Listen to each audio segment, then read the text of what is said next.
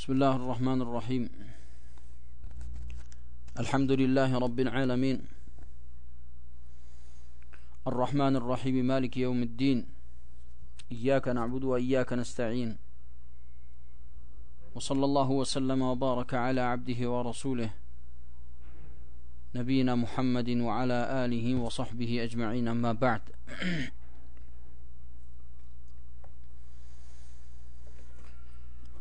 اللهم علمنا ما ينفعنا وانفعنا بما علمتنا وزدنا علما وعملا متقبلا يا أرحم الراحمين.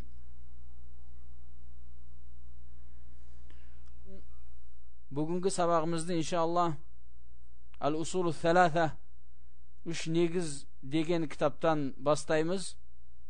3 negiz degenimiz töbede aytkanday Allah subhanahu wa ta'alaga iman keltirip onu tanu, jene Peygamber aleyhissalatu vesselam Muhammed sallallahu aleyhi ve sellem'di bilүү, jene o kişiге түскен din, İslam dinin tanu turalı boladı.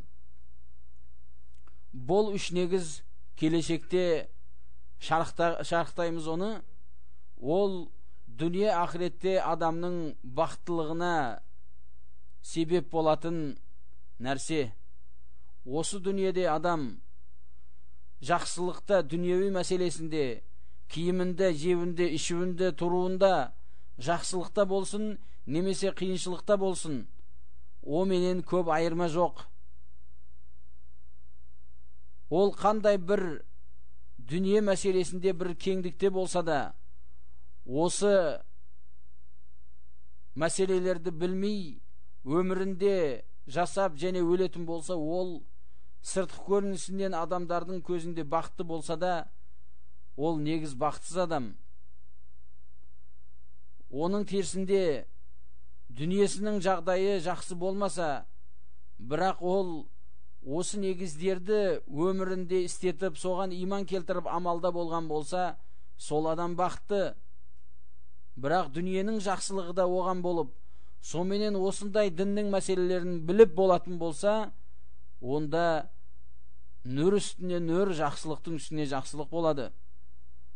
Және қияметте барғанда қабірда ең бірінші сұралатын сұрақ та осы болады.